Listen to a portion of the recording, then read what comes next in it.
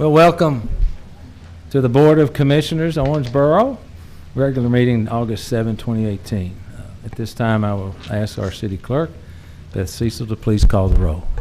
Commissioner Jay Vallada. Here. Commissioner Larry Conder. Here. Mayor Tom Watson. Here. Mayor Pro Tem Bob Glenn. Here. Commissioner Pam Smithwright. Here. Thank you. Before we do the invocation and the pledge, I ask for some prayers for a really close friend of mine who was in a horrible accident this weekend. So I'd ask that you keep him in your prayers as we ask Commissioner Vallada to do the invocation and the pledge, please. Thank you, Mayor. If you'll please stand or meditate in silent meditation if that's your choosing. Dear Heavenly Father, thank you for this and each and every day you provide. We come to you in prayer to thank you for the many blessings and opportunities as we gather to discuss city business. We ask you to humbly keep our city safe amongst all the citizens, first responders, police, and fire. Please watch over and protect those in service of our country, both near and far. May we all have the strength and courage to conduct ourselves as only you see fit. And remember the golden rule, to treat others as we would want to be treated. Kindness is all that we can do with respect and dignity. We ask this, that you lead us, guide us, and direct us. In your Son's Jesus' name we pray. Amen. Amen. Please join us for the pledge. Pledge allegiance to the flag of the United States of America, to the republic for which it stands, one nation, under God, indivisible, with liberty and justice for all.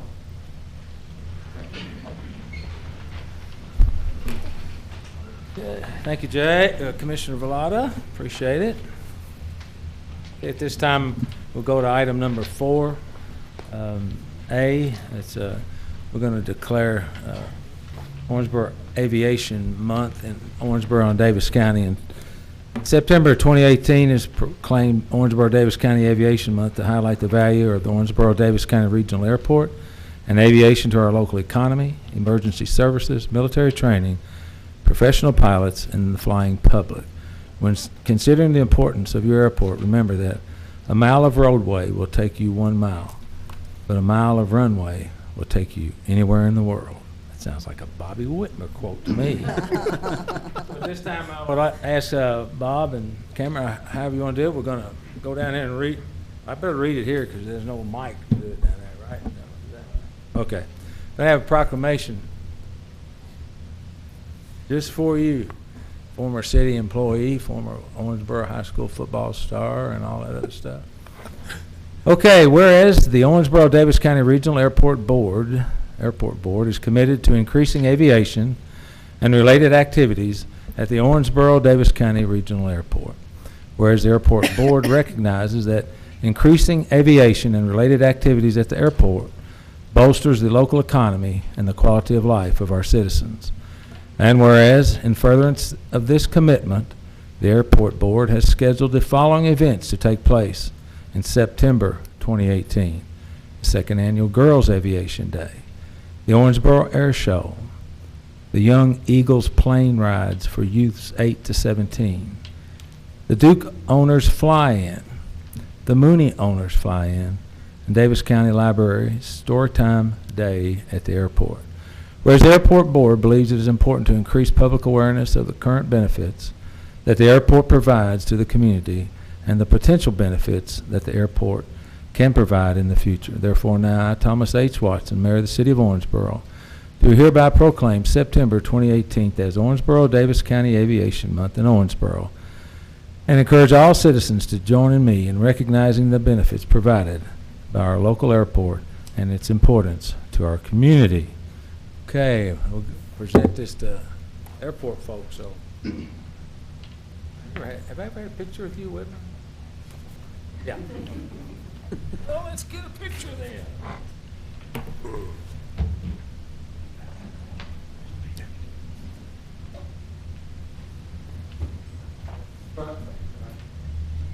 Remember the drill, though. Remember the drill? City man.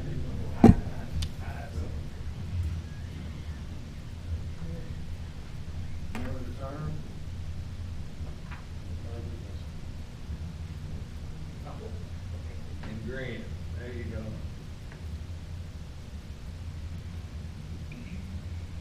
Thank you. You're welcome to stay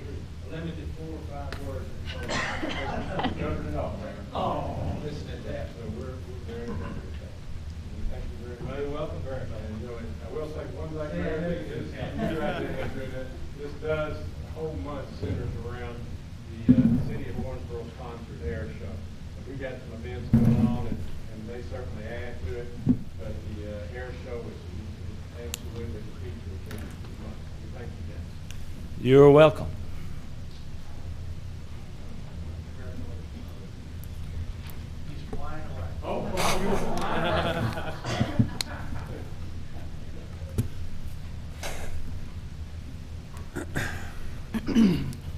Okay, we'll move on to item 5A on the agenda. Let's consider approval of minutes dated July 19, 2018. Could I have a motion to approve, please? So moved. Second, please. Second. Discussion from anybody on the dais? Anybody in the public? Hearing none, all in favor indicate by saying aye. Aye. All opposed, motion carries. Item number 6 is second reading. There will be a vote. Counselor. Thank you, Mayor, Commissioners. Ordinance 12-2018, an ordinance amending the City of Owensboro Employee Handbook, Chapter 1000, Subchapter 1004, pay chart relating to the positions of Executive Assistant to the Mayor and City Clerk, and further establishing the compensation of city employees and non-elected city officers in accordance with a personnel and pay classification plan as required by KRS 83A.070. Publicly read for approval on second reading this 7th day of August, 2018. Thank you, Counselor. I'll make a motion to approve. Could I have a second, please? Second. Any discussion from the dais? Commissioners? Public? Hearing none. We'll have a roll call vote. Commissioner Smith, oops, that's county clerk's job, sorry. City clerk. We're in a county. Commissioner Villada, Yes. Commissioner Conder, Yes. Mayor Watson, Yes, Mayor Pro Tem Glenn, Yes. Commissioner Smithwright. Aye. thank you. Okay, item number 7 is an ordinance, first reading. There will be no vote. Counselor? Ordinance 13-2018, an ordinance amending Code of Ordinances for rates for water and water utility services as adopted by the City Utility Commission of the City of Owensboro, Kentucky on August the 2nd, 2018. Introduced and publicly read on first reading this 7th day of August, 2018. Thank you, sir. We'll go to item 7B.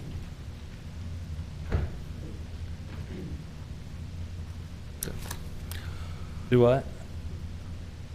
Oh, it says just no vote. It doesn't say they have a PowerPoint presentation. Could we have a PowerPoint presentation from OMU, please? Thank you.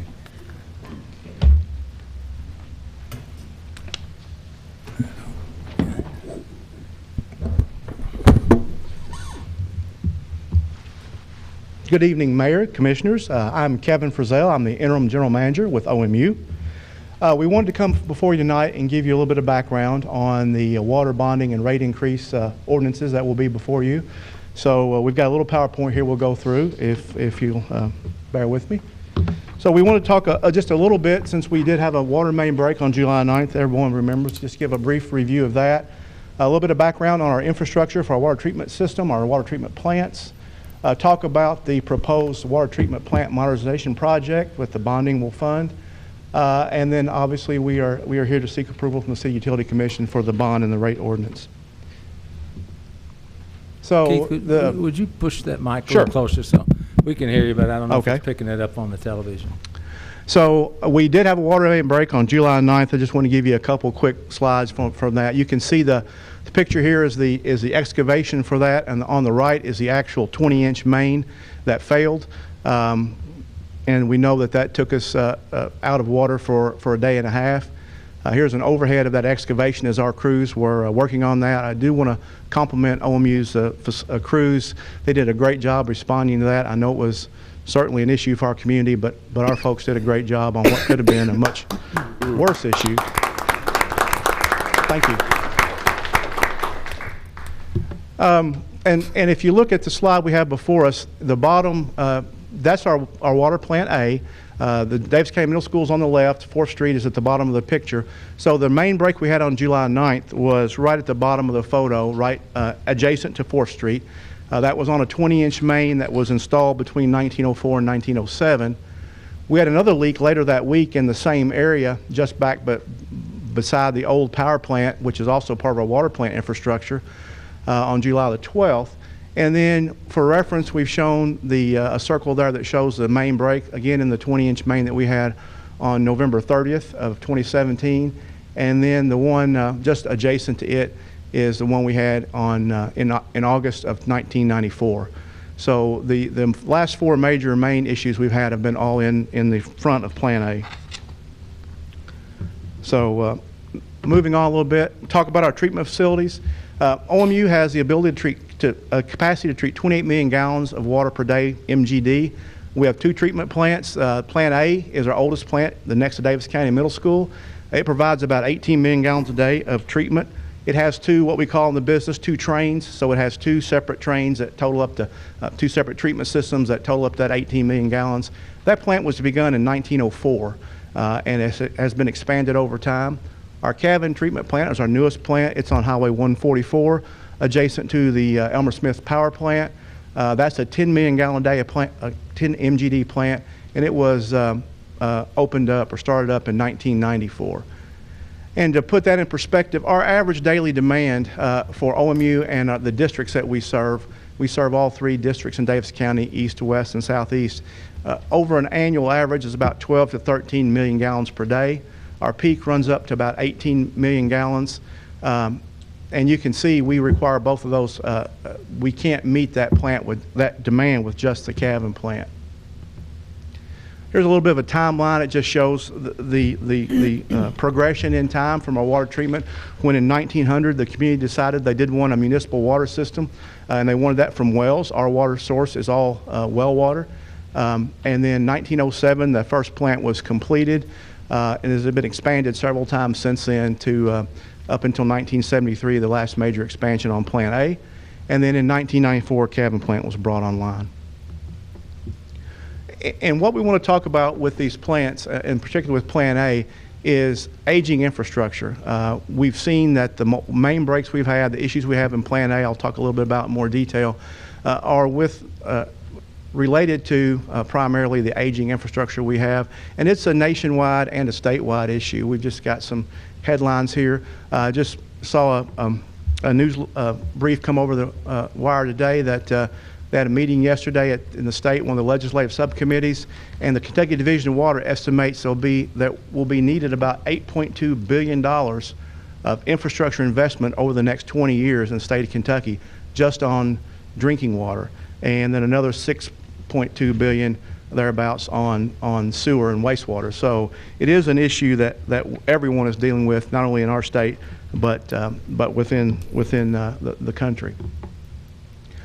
Talk a little bit about really the catalyst for why we're here tonight. We had Plant A, as I said, is our oldest plant. We discovered in 2012 that the filter building addition that was put on in 1950, and this is an addition that was added to the old power plant to add filter capacity to Plant A. In 2012, we noticed that there were some cracks in that building, and that building has been settling. And we have been monitoring that since 2013, and we've been down in those intervening years and showed you some of these photos and some of this information. So we continue to monitor that. We monitor that continuously. Recent monitoring shows that the rate of differential settlement that we see with that what we call the new 1950 filter building is increasing. So that building is actually settling and separating away from the other building, the older building that it's attached to. It's a very severe risk for us. If that building were to fail structurally, then we could not produce water from that plant. Also, that building, the large piping that we've discussed runs through that building, and if that building settles, it's cast iron piping. It doesn't have a lot of give to it. As that building settles, it's pushing on that piping, and at some point, it could cause that piping to fail. And again, just as a reminder, that provides 18 million gallons a day of our total capacity. And as we saw on July 9th, the Cavan plant kept operating at capacity during that entire episode, but we still could not serve all of our customers in the water districts. So if you look at the red outline, that's the new filter building that was added in the early 50s, and that's the building that is settling. And you can see some of the dates on our other infrastructure there at Plan A. You can see the 1907 secondary settling basins. Those basins are also settling somewhat. They're made out of brick and concrete. So we have a lot of infrastructure issues, not just related to the filter building, but also to the entire plant, and again, related to its age and its condition. Here are just some photographs of how that building connects to the 1930s with the older building, and some of the cracks that have manifested themselves as it settles. This is inside, where you can see the two buildings are separating inside the building. And again, we monitor this continuously. We've been monitoring for about 5 years now. And what we see, we have settlement monitors around this building that we, as I said, monitor continuously. And what we've seen over time, and these graphs are maybe hard to see, but you can see the trend, is that building moves up and down with the seasons. But as we've seen over time, it's the corners of the building are tending to settle quicker. And we've seen in the last 18 months that the rate of settling has increased, and it's not recovering. So that building is actually now settling. Engineering studies that we've done in the past say that about 1/8 of an inch of settling is a critical amount of settling. At that point, we need to have plans in place to not use that building anymore, and we are approaching that 1/8 of an inch on these graphs. So, Kevin, can we interrupt you for a question? sure, absolutely. Commissioner Smith-Wright? Yes, Kevin, this is the new building that's settling. The newest building. It's 1950. We call it the new filter building, but it is, yes. Okay, so can you tell me why that old building is standing and the newest building is settling? If you go back and look at this photograph, you can see the old power plant building is a much larger structure. It's on a more solid foundation. When they built the filter building in the 50s edition, they didn't set it on pilings. It's on a spread footer, so it's not the same structural design as the older building, and it's on the end of it, so it is tending to. It also has a lot of weight in it. The water filters, when they're full of water, have a lot of weight, so that it's tending to tip it, as it were. Okay. The other thing we monitor, because it's a concern and it's a risk for us, is we monitor earthquake activity. We get a notification anytime there's an earthquake of a 2.0 magnitude within 200-mile radius of Plant A. Since January 1 of 2017, just an example, we've had 18 earthquakes greater than 2.0 magnitude within a 200-mile radius. And we are in an active fault zone. We know that, so we keep track of that. It's hard to predict what these small tremors are doing to that facility and to the piping that's in the ground, but continued movement of that, even with small tremors over time, can contribute to the failure mode of those pipes and that facility. So, what's our proposal to resolve this? Is to expand the Calvin plant. The existing Calvin plant can treat 10 million gallons a day, has 5 million gallons of storage currently. We propose to expand it, to add 2 new 10 million gallon treatment trains for a total of 30. So when we're finished, we will shut down Plant A, and we'll effectively be at the same. Today we're at 28 million gallons a day. When this is done, we'll be at 30. So it's not a real expansion. It's keeping us where we are. We are going to upgrade the lime system and some of the systems within the plant. We are going to replace the chlorine gas with liquid bleach or liquid chlorine for disinfection. We had planned to do that, or we proposed to do that earlier, but we haven't done that yet. We actually removed those plans from some of the earlier funding requests. So we haven't made that change yet on either of our plants, but we will when we do this. And we're adding a 2.5 million gallon storage tank. So the beauty of this is the Calvin plant, when they built it and they designed it, it's designed to be expanded up to 40 million gallons a day total capacity in 10 million gallon increments. So this expansion fits into that plan. Between when we discovered the settling in 2012 and now, we've done several studies to alternatives to ensure reliable treatment capacity, and the Calvin plant expansion was the lowest cost alternative that we found. Kevin, we have another question, Sure. please. Commissioner Condon. Thank you, Mayor. You're welcome. Kevin, if you could, if this is approved and you move forward, the footprint you have now at Plant A, the proposal, I assume, is to completely abandon that entire facility, correct? In Yes. place. And so when you do that, how far will you isolate? Will you be isolating the entire 105, 110-year-old facility, including the pipe all the way out? And so that issue is no longer going to be part of the equation for a long period of time. Is that correct? That's correct. So one of the things that we did during this last main break is we installed some valving that we would have installed anyway, but we had the opportunity up on East Highland Drive. And when the cabin plant is fully up and running, we will valve off everything that's the existing Plant A. So all those red circles you saw in the yard of Plant A where we've had all the main breaks, those will be out of the system and bypassed. Thank you, Mayor. Thank you, Kevin. Commissioner Glenn. Yes, so my question is this, the new proposal, maybe you'll get to this, so if that's the case, you can say I'll get to it. What seismic precautions will be built into the expanded cabin plant? Because obviously, as you've said, we're on the New Madrid Fault. Any day we could have a cataclysmic, 6.0 or higher earthquake, and I know that would still do damage to the plant, but how will this new plant address that? So the new plant will be built to the latest version of the International Building Code, which has been revised for earthquake activity in our area. So it will be to the latest standards that obviously the 1950 and 1907 plant was not built to that standard. And the other question I've got is, you're talking about this chlorine system. I recall probably about 5 years ago this came up, and we found an alternative route. They were talking about incorporating this, and then they found a way to ship the chlorine in, if I recall correctly. Early in the morning, it was a safety issue with the school being right next door.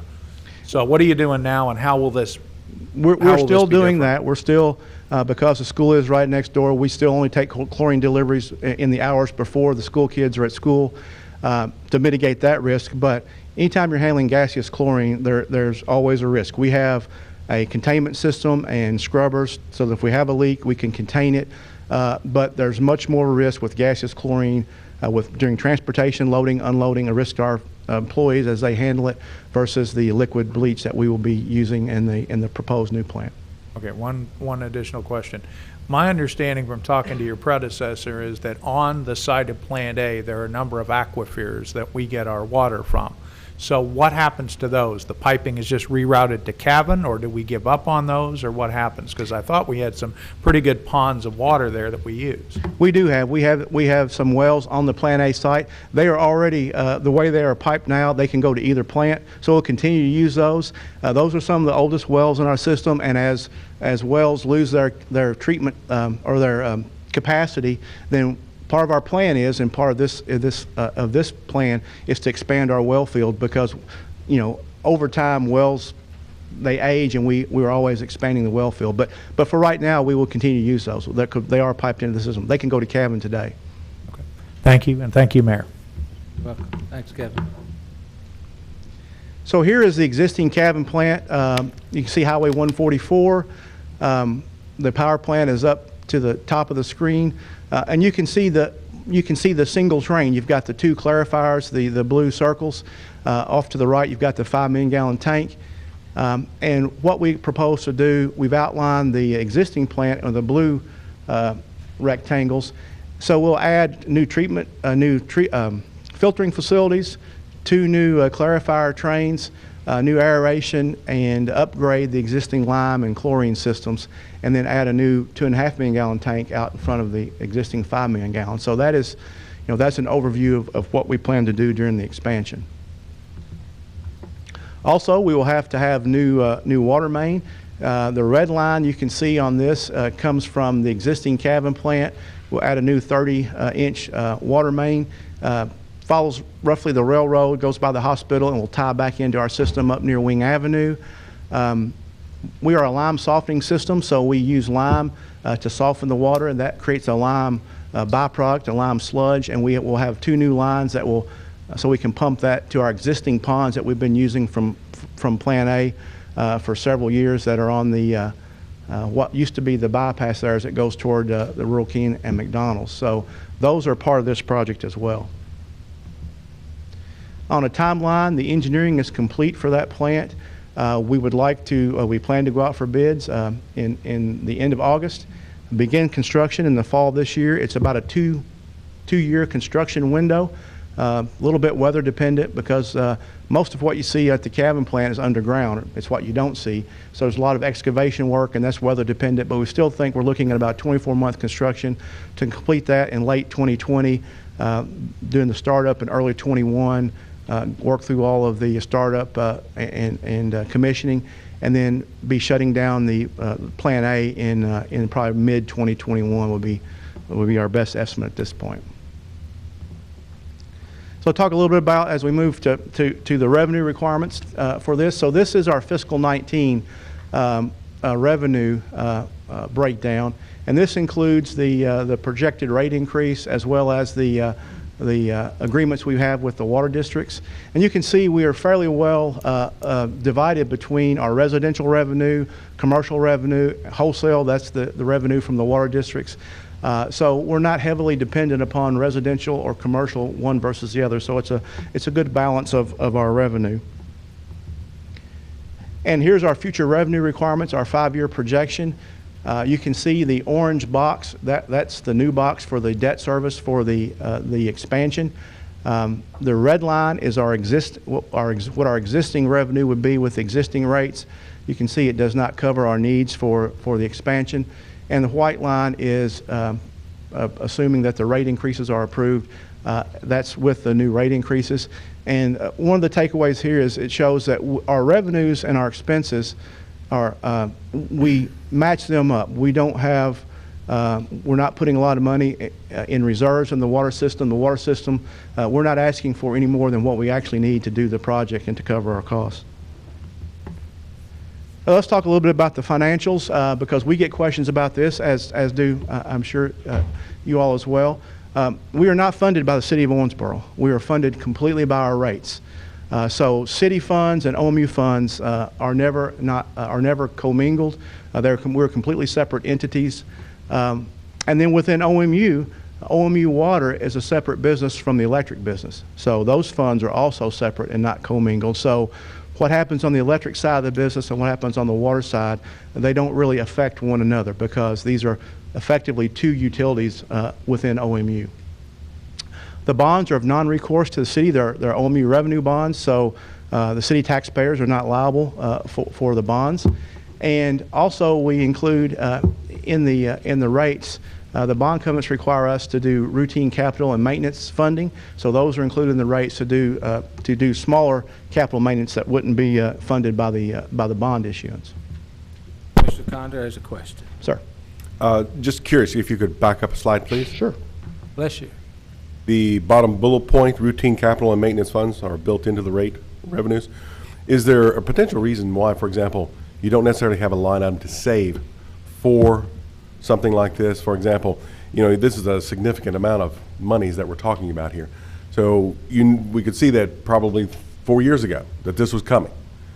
Was there a reason why that there wasn't some money set back, or can you even statutorily do that in order to be prepared for that? I don't think there's a statutory reason why we can't.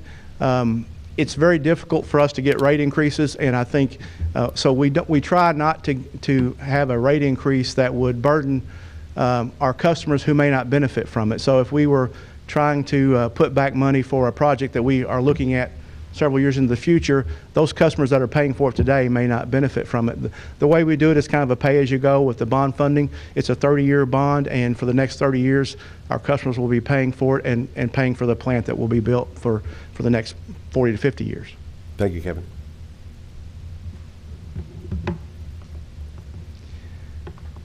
So on the bonding, we're asking for $48.6 million in new debt.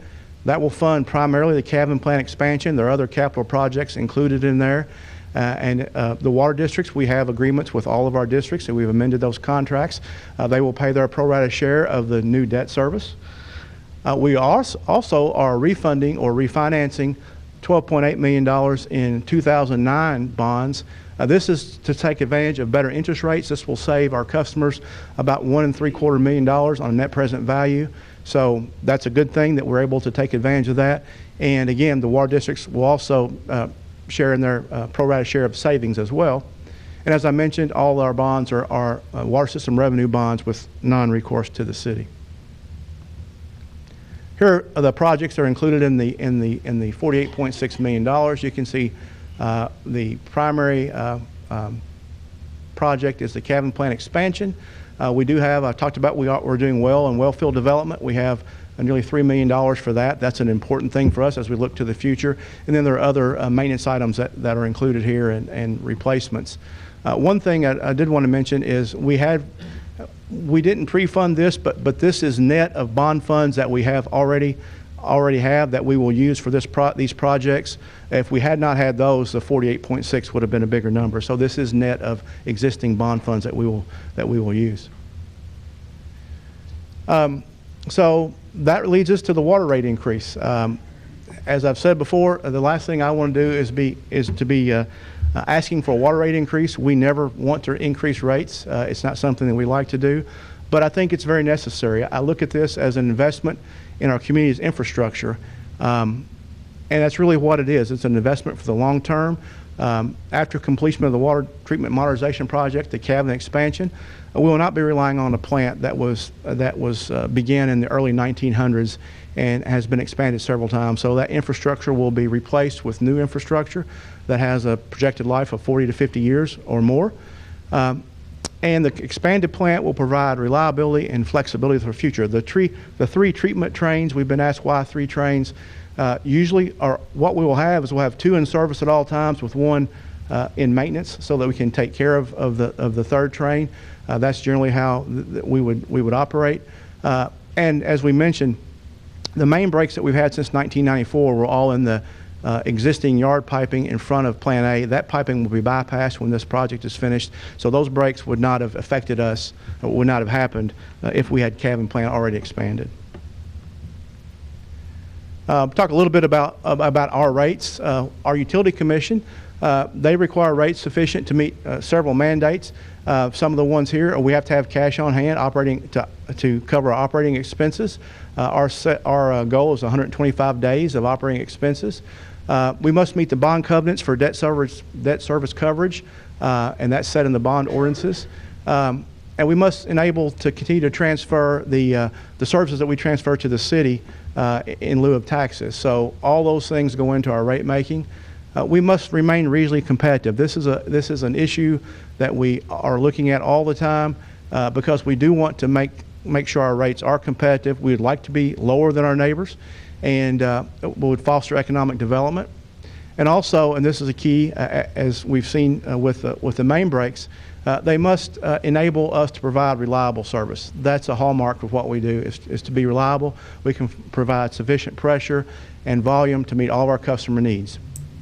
And how we get there is we do a cost of service study, and that's how we allocate all the revenues that we need among customer classes and turn them into rates. And the process we go through there is we project our revenue requirements. You saw the graph of the 5-year revenue requirement.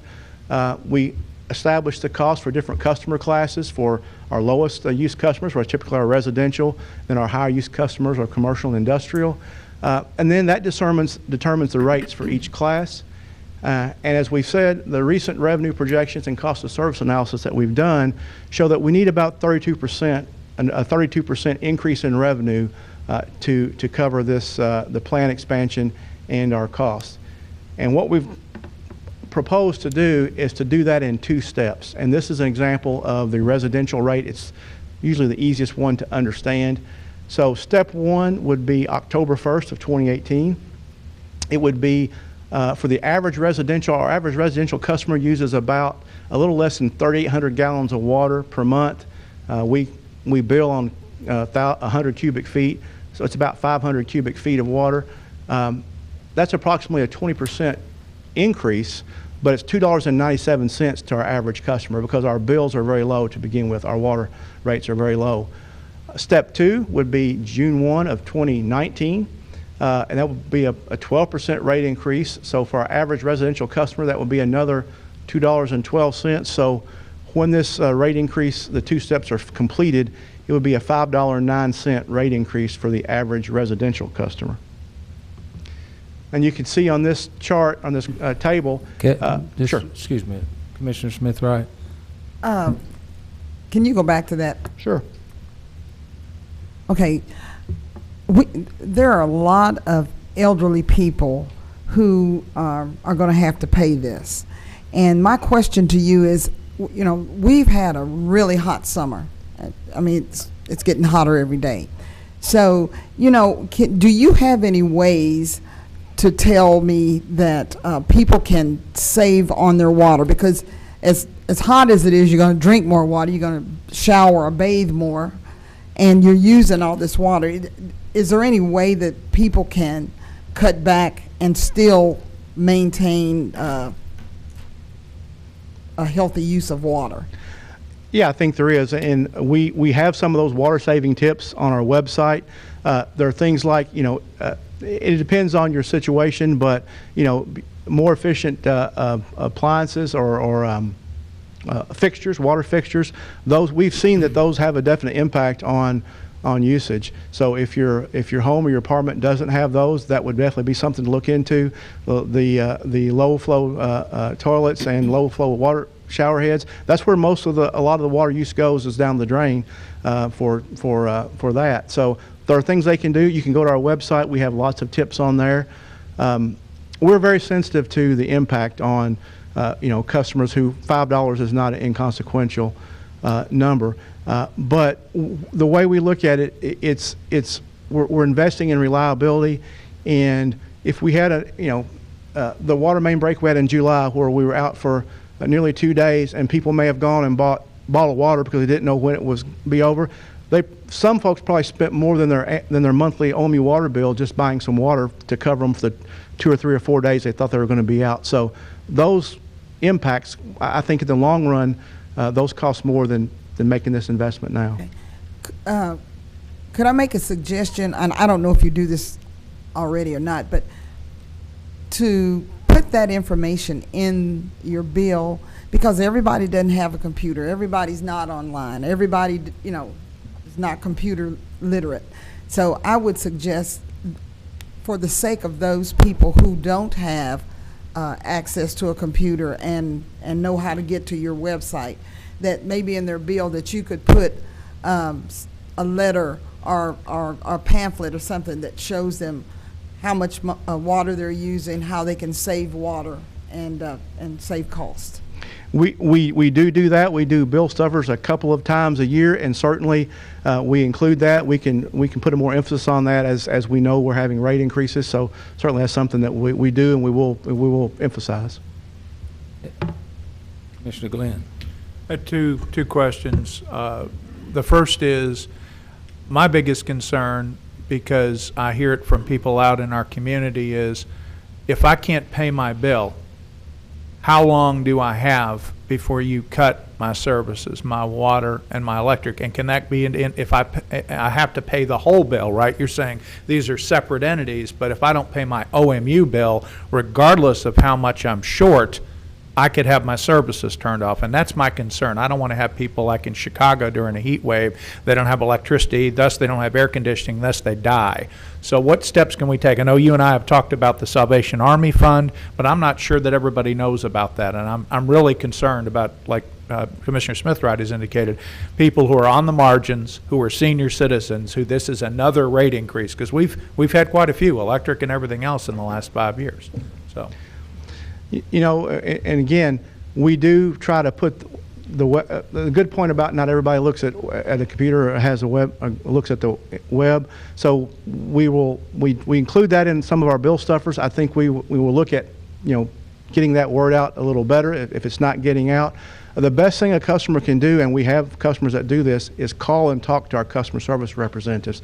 I've heard them, and I know that they do a great job of working with customers to give them those tips, to help them out, to work with them on how they can get their bill paid and avoid any. The second to last thing we want to do after raise rates is we don't want to shut anybody's electricity or water off.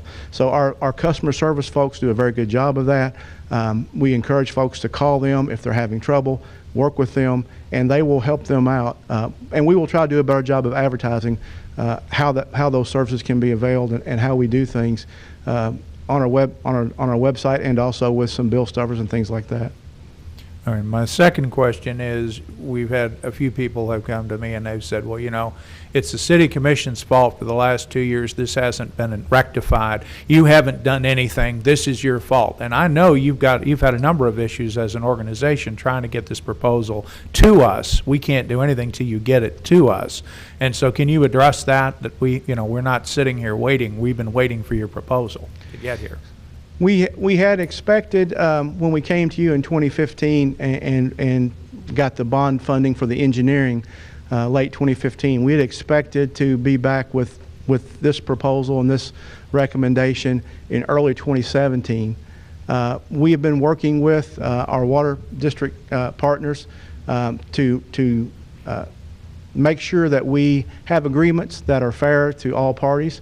That's taken a while, but we've gotten there. I'm very happy that we were able to resolve that, and I think that the allocations we have between OMU and the districts on this particular funding are very fair and equitable, and it's taken us a while to get there, no question, but we've been working hard on it. We've not been letting the ball drop. We've been working very hard on it. So we're here today, and hopefully we can look ahead a little bit, and don't want to look back too much. But. Kevin, correct me if I'm wrong, but March of 2014, you brought an ordinance amending the code of ordinances for rates for water and water utility service to the City Commission. On March 4, it looks like March 18, had the second reading, and it did not pass. So that was before you were talking about what you just talked about getting the engineering thing. So 2014, a similar situation was brought to the commission, and that vote was negative to try and move forward. Is that correct? Right. In the one you mentioned, the first one, we came forward with the proposal to do the engineering and the sodium hypochlorite work that we've talked about. And when the commission decided not to approve that, we went back. We were asked to go back and do some additional studies, which we did. Looking at this issue, we did quite a bit of additional work to make sure that the cabin plant expansion was the right answer. The additional studies that we did verified that, and that's when we came back to you in 2015 with the engineering bonding proposal for the design that we've just completed. Okay, thank you. Okay, so here are some examples on this table. Our average residential is in the middle there. I talked about the 506 cubic feet is our average residential usage, and you can see the rate goes from my eyes aren't that good anymore. $14.89 under our existing rate today to when both steps are completed, it'll be $19.98. So that's the $5.09 in the two steps. And you can see if our lower use customers on the residential side, if you can cut your usage by doing some of those conservation tips, you can mitigate the dollar amount of that rate increase. You can see our 200 cubic foot customer only pay $13.58 on a monthly rate. So that's in our final step in 2020. We've talked a little bit about about the value of water and what does it cost. We did a little slide here just to kind of bring that home, because I think everybody knows, they think about, I go buy a bottle of water at a convenience store, it's going to cost me about $1. If you go to a big box store and buy it in bulk, we figure it's about $1 a bottle. And the average person drinks about 58 gallons of water a year. So if you buy that in bulk and get the best price you can, then you're going to pay about $92 for that 58 gallons of water. In 20-ounce plastic bottles. OMU will deliver that 58 gallons of water to your home. You don't have to get in a car and go to any stores, to your tap for 23 cents. So that kind of puts it in perspective of the value of the service we deliver, and that's after our rate increase. So 23 cents for 58 gallons of water to your home. We talked about our regional rate comparison. This is very important to us. The white bar is where we are today. The gray bar is where we will be after both steps for our average residential at $19.98. And you can see we've got several of our surrounding water utilities residential rates And this obviously includes our proposed rate increases for the next 2 years. It does not include any rate increases that they might do. I know some of these utilities are doing infrastructure work as well as we are, so their rates are likely to go up. But even with that, we are still very competitive, below everybody except on this one, Paducah. So we are maintaining our rates. Again, we don't want to have to raise them, but we are still competitive. And if we look at our larger customers, our commercial and our highest use customers, the shape of this graph is the same. We are still very competitive, lower than our surrounding, almost all of our surrounding utilities. So I'm nearly finished. Well, Commissioner Condor has a question. Sure. Just for clarification on your bar graph, please, back there, Kevin. This one? Yes, Far sir. right. Who is that? That's Indiana American. That's a privately owned water up around in the suburbs of Indianapolis. Some of our industrial customers are familiar with them, so we put that on the chart. So again, it's a privately owned. It's not a municipal, and you can see there one of the highest. But it's for comparison purposes. And that is privately owned, correct? Yes. None of the rest are, or are they privately owned, or do you know? All of these are Public? municipals, I believe, or city-owned. The rest of these. Pretty indicative of who owns what. Thank you, sir. So obviously, while we're here is to request your approval of the new debt, the $48.6 million, the $12.8 in refunding to save some interest costs. The total, there are borrowing costs and other costs that are included in that. That's why you see the not to exceed $69 million because we have to include the borrowing costs and an interest reserve fund in that. And we've got a contingency in case interest rates go up between now and when we propose to sell the bonds. We don't think they will, but that's always a possibility. So we have a contingency in there. We think that will be less than that $69 million when it's all said and done. But we don't have to be coming back to you because we undershot it. And then the rate ordinance to approve the two-step increases beginning in October of 18 and June of 19. This maintains compliance with our Utility Commission's policy, with our cash requirement and our debt service coverage ratio. I'll be happy to take any other questions. That was really all I wanted to present this evening, but I'll be happy to take questions. Commissioner Vellada. Kevin, there's been some concerns about water quality. Ask a lot of questions about things like fluoride in the water. Are we going to sustain our current water quality, or are we going to exceed that? Are we going to get better, or are we going to pretty much be where we're at now in regard to water quality? Certainly, the new plant we will be as good or better the water quality we have now. With respect to fluoride, we add fluoride because it's required by the Kentucky Department of Health as a additive for oral health. So, and we're required to maintain a 0.7 part per million residual in the water, and that's what we shoot for. And we have to be between 0.6 and 1.2. So the fluoride goes in as we're required to do it. The other water quality issues, we'll have more flexibility with this plant. We have the ability to address varying incoming water qualities with our wells are not all the same. So the addition will provide us the ability, or the expansion, to make sure that we always maintain the high level of water quality that we attain here. Thank you. Also, too, if this rate increase passes, I know it's hard to look in your crystal ball, but when do you guys expect to have to look at another rate increase at some point? Our projection that goes out, we expect we would need another rate increase in about 5 years. Due to? Just increasing cost. Well, there are ongoing capital costs, continuing well field expansion, things like that water main replacements, as well as just the rising cost. The costs in the water business rise a little bit faster than the national average for inflation. So we've included that in our forecast. So we don't expect to be back before you for a rate increase for 5 years. Thank you. One more question. Yes, sir. Commissioner Glenn. You've talked about replacing, we're going to bypass the pipes and areas that are broken and the water main breaks that we've had. But what is OMU's long-term plan? I know a lot of our systems, our water delivery systems are just as old, if not older. Do we have a long-term plan in place, or does OMU have one to slowly and incrementally replace piping throughout so we don't have water main breaks in other parts of the city? Because we clearly have. I mean, I remember Weir's Drug Store. I mean, that was quite a mess and difficult for y'all to address. And Right. I know you've got a hard job. I'm not minimizing it by any stretch, Kevin. I think you guys do a Herculean job.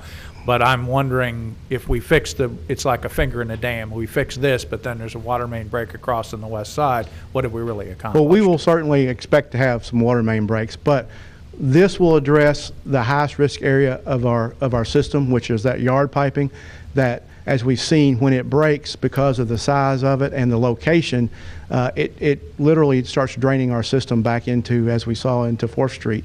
So that is the highest risk area we have, and we will be addressing that with this project. As you saw in some of our other projects, we have a main replacement program that we are funding, and as we go through time, we are replacing older mains as we come to them. We don't necessarily have a plan to say we're going to get rid of all of this particular vintage, but we do have a main replacement program that every year we replace a certain amount of our system.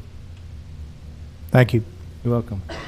Well, Kevin, thanks a lot. I have a couple of questions. Could you really explain the relationship between OMU and our county water districts? Because a lot of folks have asked me that, and I don't know, call OMU. So, could you briefly, because you've done I've learned more in the last 2-3 times I've been with this gentleman than I ever really wanted to know about water, but he does a great job of explaining things, and I just thought maybe you could briefly share, because that took a long time to get all the water districts somewhat satisfied, right, Christina? Somewhat. So we are the supplier. They're our wholesale customers to all three. Well, actually, 2 districts in the Eastern Association, and we have contracts with each one of them. So our rate to them is different from how the rate to a residential or a commercial customer, where there's a fixed or a gallons per or dollars per cubic foot. We share the cost of the fixed cost and the O&M cost of our system through the contract. Lays out how those costs are allocated. On a high level, operation and maintenance costs, they vary with how much water is treated and used. So they are allocated to each party just based on usage. And then capital costs, like a new plant, those are allocated based on the capacity that each of the entities needs from that plant to cover their peak days, because our average is 12 or 13, as we said, but on that peak day, we still have to be able to supply water. So those costs are allocated based on each entity's percentage of that peak. And there's several different components that when you work through and add them all up, we do come to $1 per 1,000 gallon, but it's not straightforward. It's based on as we share the cost for those facilities and for the O&M costs. Yep. Thank you. Also, I assume all these studies you're talking about, they were all outsourced to some firm that does this for a living. Is that We've correct? had several different engineering firms look at this as we've gone through. Yes. New employees for the plant, new plant? We will not add new employees. We won't cut any employees. Our water head count will basically stay the same. We operate 2 plants now with common operators, and they'll just be moving down to the Cavan plant. Okay. So speaking with a really great corporate citizen today, they bragged about the cost of our water being so much better than a lot of other places they have companies. So I want to thank you for that. And as far as I'm concerned, this, basic infrastructure is an absolute necessity for economic development. And if we don't do that, then we're just passing the buck to the next group and kicking the can down the road. So thank you for all your efforts. I appreciate it. Thank you. One thing I would be remiss, we have our leadership team here for OMU. They have worked hard on this, and it's for several years, and I appreciate that, as well as Commissioner Tom Maddox and Commissioner Ted Lawley, who are intimately involved in this, and Ted's been out in the mud with us as well, so we appreciate that. At least you're getting something out of him. That's more than we can say. Well, we only pay him $1 a month, so. Thanks, Kevin. Thank you. Appreciate you. Thank you. All right. Good discussion. Item number 7B, and City Manager, can you explain this first ordinance and and this B so that folks understand?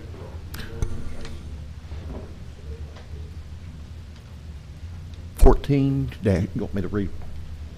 Okay. Nate, hello. See, he already knows all this stuff, so he just, I asked you a minute ago, 7A and 7B. Yeah, of course, and as Kevin alluded to, so one part is the debt, and then the other part is an ordinance to amend their rates so they can then pay that debt that they're taking on to fund the project. Okay, thank you. All right, 7B, Counselor. Ordinance 14-2018, an ordinance providing for the authorization, issuance, and sale of water revenue refunding and improvement bonds, Series 2018, in the principal amount of $69 million or such lesser amount as may be necessary of the City of Owensboro, Kentucky, for the purpose of refunding certain outstanding obligations payable from the revenues of the municipal waterworks of said city, and paying the cost of extensions and improvements to the municipal waterworks of said city, setting forth the terms and conditions on which said bonds and additional bonds ranking on a parity therewith are to be and may be issued and outstanding, providing for the security and payment of said bonds and interest thereon from the income and revenues of said municipal waterworks, and providing for the rights of the holders of said bonds and the enforcement thereof. Introduced and publicly read on first reading this 7th day of August, 2018.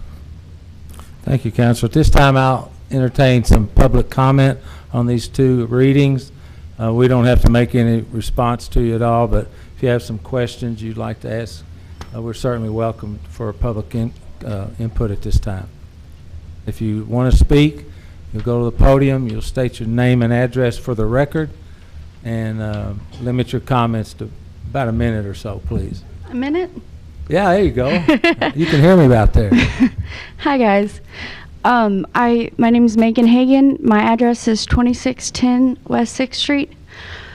I want to say that I understand that this is something that you both are on a bind with.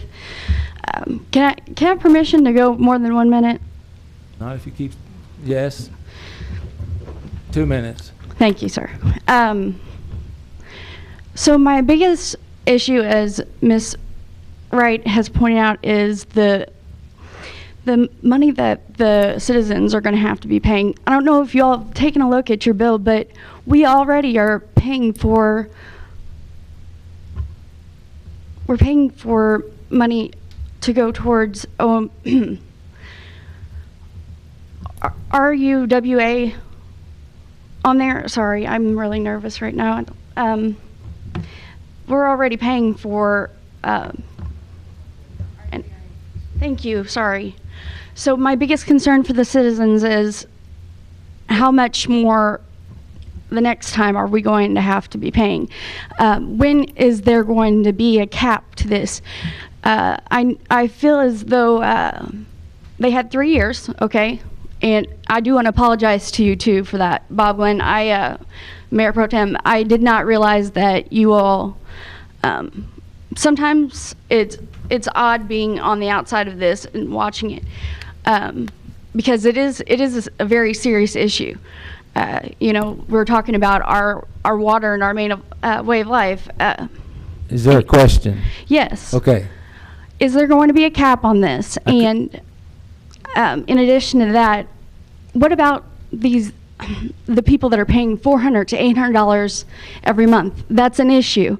I'm just here on behalf of those people because, as Pam Wright has pointed out, there needs to be more transparency. And so I am hopefully reiterating that this is going to be something that can happen in the future, and possibly, I don't know, I just feel as though we need to be working more with the Water Commission for sure. There needs to be more communication between you guys and them, because I mean, that was 3 years. What happened in those 3 years? I just have a lot of questions. Okay, thank you very much. You all have a good day. All right, appreciate it. Anyone else?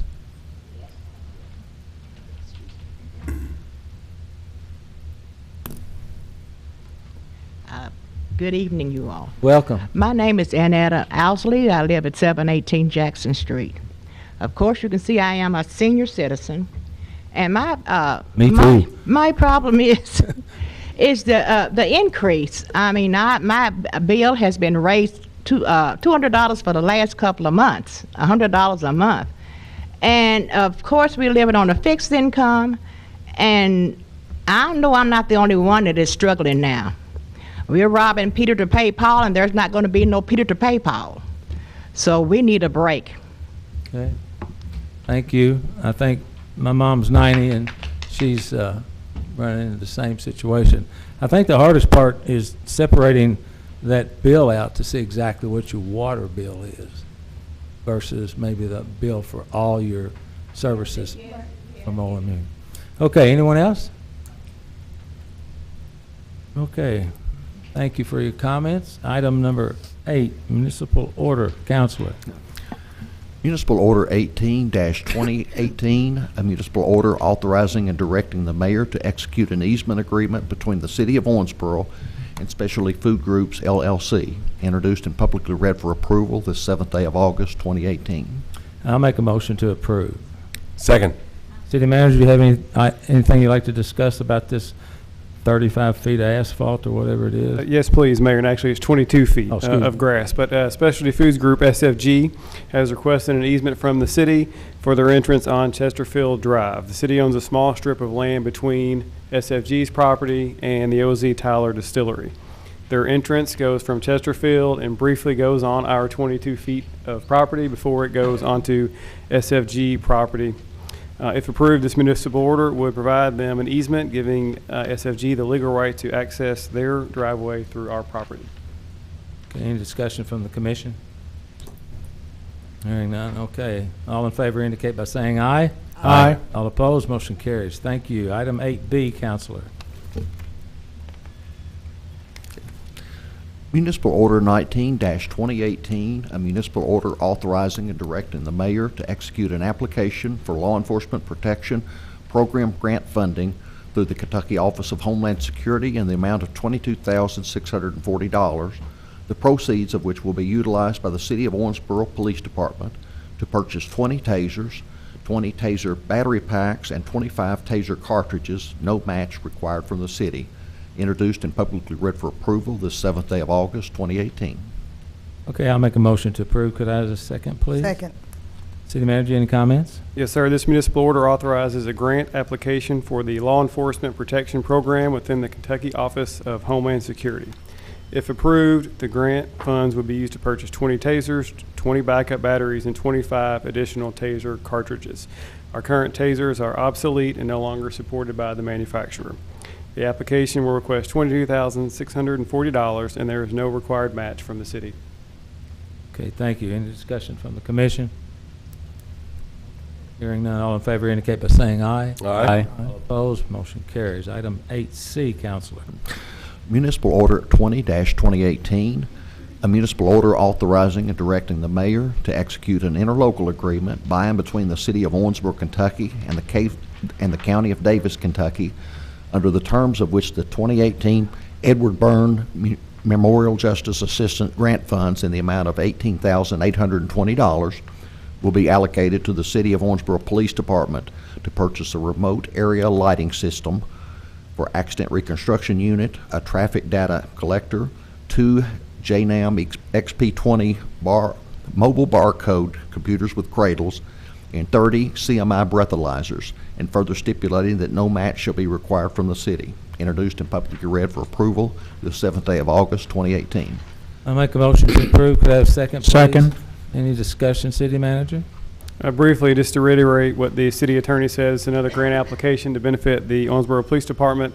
If approved, the funds will be used for lighting for the accident reconstruction unit, a traffic data collector or spy radar, 2 computers for the evidence collection unit, and 30 breathalyzers. Grant application is the amount of $18,820, and again, no match is required from the city. Thank you. Chief, you don't have to walk all the way up there, but what are we using now for that service, for the purchase of the lights and the system for the accident reconstruction. Do we have a system now in place for that? Spotlights out of the car, okay. All right. Any other discussion? Hearing none, all in favor indicate by saying aye. Aye. All opposed, motion carries. Thank you, Counselor. Item number 9, city manager items. Consider personnel appointments, please. Thank you, Mayor. You're welcome. We have quite a few tonight. Starting, Mallory Sims, probationary, full-time, non-civil service appointment to telecommunicator with the Police Department effective September 3rd.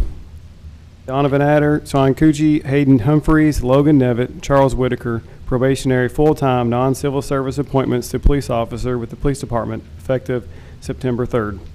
Jeffrey Burnett, probationary, full-time, non-civil service appointment to reserve police officer with the Police Department effective August 20th and contingent upon post-offer test results. Pamela Green, probationary, full-time, non-civil service appointment to revenue clerk with the Finance Department effective August 13th. Leland Hancock, probationary, full-time, non-civil service appointment to assistant city manager with the administration department effective August 13th, contingent upon successful completion of all post-offer pre-employment requirements.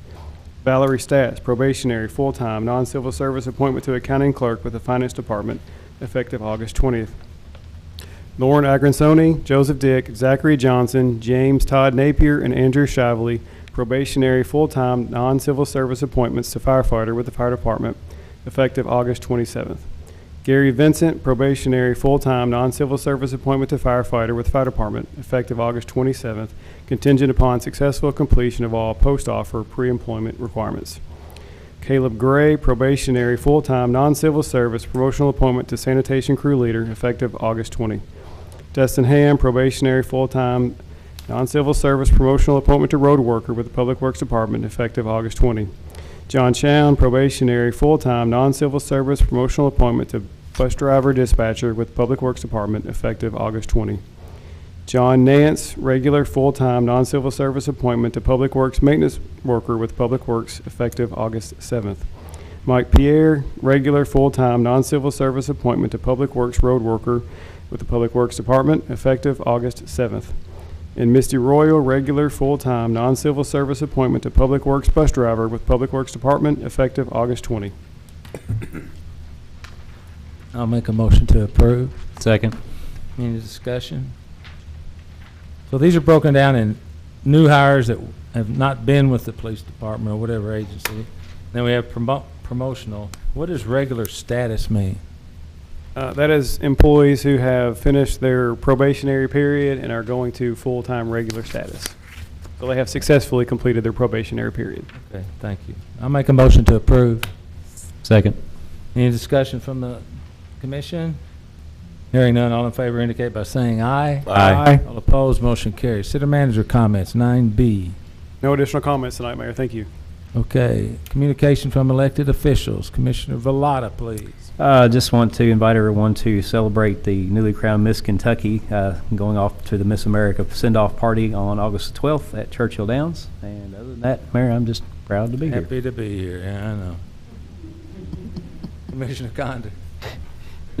Thank you, Mayor. You're welcome. One comment. Tomorrow, first day of school, everybody be safe. But there's also the Million Father March, if people haven't heard about it. And what that is if men can show up at, I know for a fact, Estes, Faust, and Owensboro Middle South at 7:20 in the morning. And we create a line on both sides of the sidewalk for the young kids. When they come in, it's really pretty cool to do that. So if you can, guys, 7:20 in the morning, at least those two elementary schools and one middle school just show up. It's really a pretty good time to Yeah, see I got those Estes. I got my pig out there. There you go. So if everybody else can, please join. Thank you, Mayor. You're welcome. Commissioner Smith-Wright? Oh, thank you, Mayor. Just wanted to remind everybody about the Pay It Forward campaign that's going on. Go out and do something nice for somebody. And it was really odd that today I get a daily devotion every day, and today's devotion was about being nice to people, that you may be doing something nice for an angel and you have no clue about it. So just go out and do something really simple and nice for somebody. And the other thing is the mayor, Amanda Rogers and myself were out at senior high today. And, OHS for those of y'all that are young. oh, yeah, well, I'm sorry. We were out at senior high today, and for the opening day for the teachers, and they had us to come back as products of our city schools, and it was pretty nice to be asked to do that. It was great. I'm just glad they didn't realize how long it took me to get out of high school, so I'm pretty happy about that. Commissioner. And the funny thing was they went from the oldest senior, and that happened to be me. So You had your 50 last year. I got my 50 this year. Commissioner Glenn. Yes, just a couple of items. Want to concur with Commissioner Condor. I did the Million Dad March last year at Estes. It's awesome. If you can come out, the kids are so much fun. It's that first day of school, and for some it will be their first day of school. So if you can be there even for a few minutes, try to do it. They really do appreciate it. The kids are wonderful. Puzzle Pieces had a fundraiser. Of course, Amanda Owen and all the people that make that organization run, it's just expanded, and it provides, very much like Wendell Foster, just an incredible resource for our community, for adults, people of all ages from age 18 to 60 into their 60s who need support, and their families need support. So I want to commend them for the great work they've done in the community. It was a pleasure attending their event. Also want to thank our Sister Cities Board. I think Sister Cities is such also a resource for our culture, education, religion.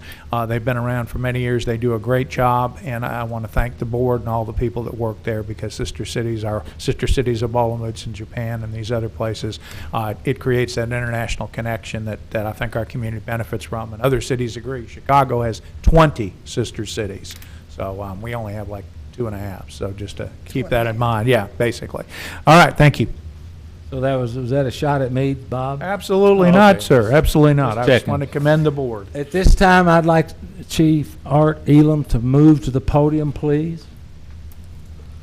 Yes. I didn't steal your thunder. Yeah. I gave you all a chance, and y'all slept right through it, talking about sister cities and what are you talking about down there, Larry? The million. This gentleman right here, you got an award, didn't you? Which, I mean, it was. Wasn't it? It was the chief of the year for the entire state of Kentucky? Yes, sir.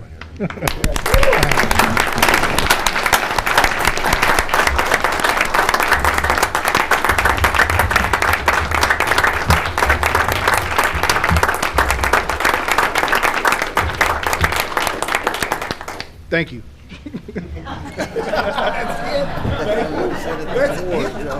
And I've been preparing for this all day long, and it's a thank you.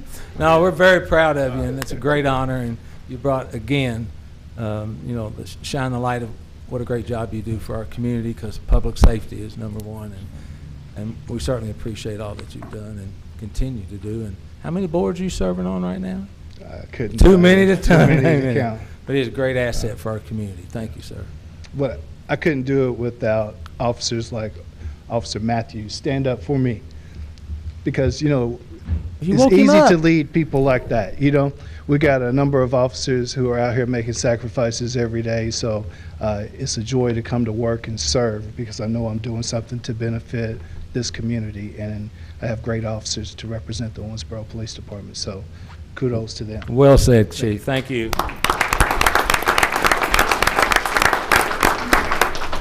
So while on the subject of chiefs, I have to correct a boo-boo that I did at the Bill Parrish retirement dinner. I I said that Chief Elam was going to present the gift to City Manager Parrish because he was the longest serving department head in the city of Owensboro. Unbeknownst to me, that is actually Chief Mitchell. And for that, I publicly apologize. Art is actually the longest serving employee that's actually a department head. So I want to clear all that up. He's been stabbing me in the back with that voodoo doll ever since then. And I just wanted to make sure that he knows that I am very sorry to make that error. Had a couple of really good meetings this week. One of them with the Ford Center kids. Part of the project OBKY was for the mayor, whoever's sitting in this seat, to create a youth council, and so we're moving forward with that. They've got an application. They're going to select 24 members from all the high schools, and we had to come to some kind of proposed budget agreement that we didn't really know about at the very beginning, but it's really going to be really cool. And that's trying to encourage these children to be around people that have different points of view, and for them to be able to look at public service as something that they can be proud of, you know, and not watch TV and look at public service that you can't be very proud of. So I think I'm excited about that. When we get are we going to get assistant city? I saw his name. Or is he going to come to work, or is that a trick? He better be coming to work next Monday. The assistant and the city manager, he's needing him. So we're looking forward to Leland, and it's my understanding that you're asking him to evaluate the OBKY project and have the opportunity to fulfill some of these requests that our 300 people, citizens that met during that session. So that's all I have. I want to now read this elongated thing about open public forum. Members of the audience are invited to address the City Commission on any interest of public concern that was not on tonight's agenda. Comments are limited to issues within the scope and responsibility of this commission. City Commission meetings are held to conduct business for the benefit of the city and citizens and taxpayers. The meetings are not intended to serve as a public forums for candidates who are campaigning for political office. Political candidates, like any citizen, may address any item on the city's agenda. During the open public forum, any citizen of Owensboro may address specific city-related issues not on the agenda, but candidates for political office will not be allowed to use the commission meetings to promote his or her candidacy for public office. At this time, anyone who wishes to address the City Commission, please make their way to the podium, be recognized, state their name and address for the clerk's record, and limit the remarks to 3 minutes or less. Since the item is not on the agenda, no response is required from the city staff or the commission. The mayor has the reserved right to extend or shorten the time of the speaker. Okay. Megan Hagan, 2610 West 6th Street. I want to address the issue of homelessness. It is a rising issue. I want to point out, too, that they are migrating from other cities. I don't know if you all realize that they are coming, so that's a good thing. That means that it means that the city is doing its job and other people realize that Owensboro is a nice place. My issue is English Park. It is a huge problem at nighttime, so much so that the citizens have been coming to me and they've been saying, you know, you really should bring this up down there. So I was wondering if there was any way that we could possibly have an officer on patrol all the time at nighttime, because apparently it has become very dangerous there. I know that you all do checks down there, especially near the dock area, but it's from my understanding that there are a lot of fights there at nighttime and a lot of people getting hurt. So I just want to know if that's a possibility. And also, one more comment going back to the OMU.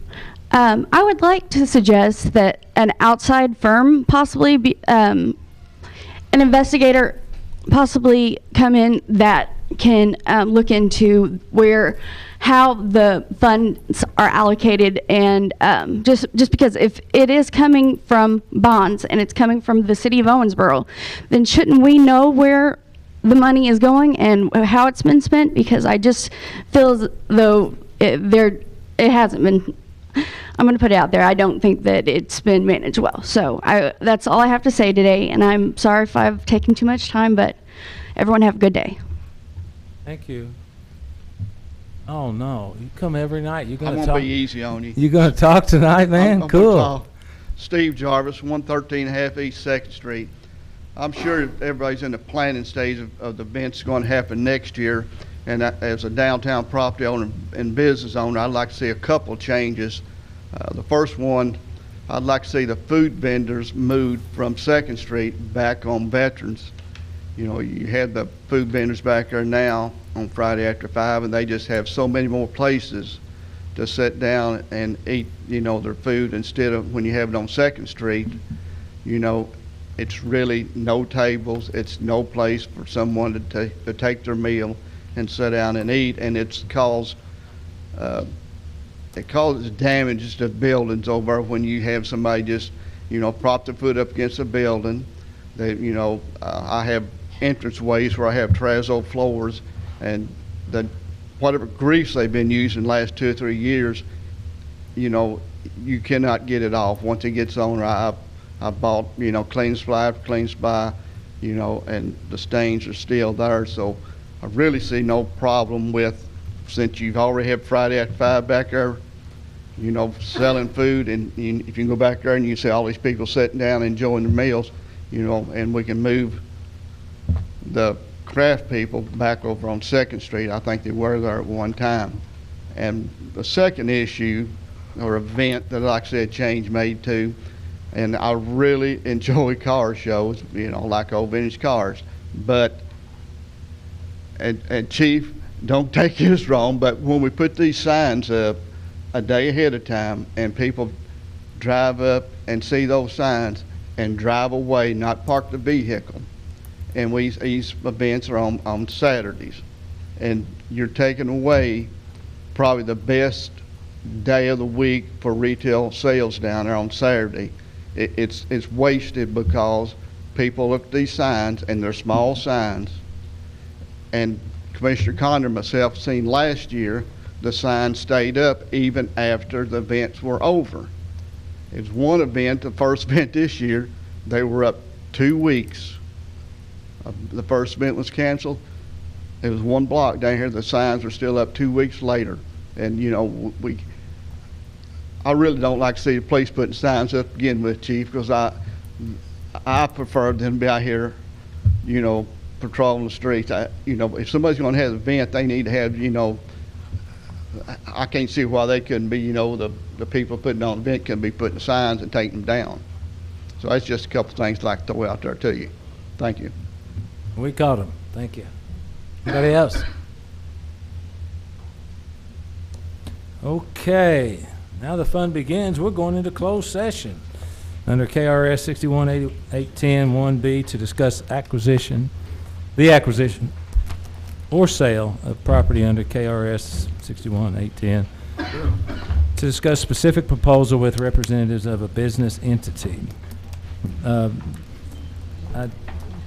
don't think there's going to be a decision. No, you can go home, Austin. So I'd like to have a motion to enter into closed session, please. So moved. Second. All in favor indicate by saying aye. Aye. Okay, let's go to closed session.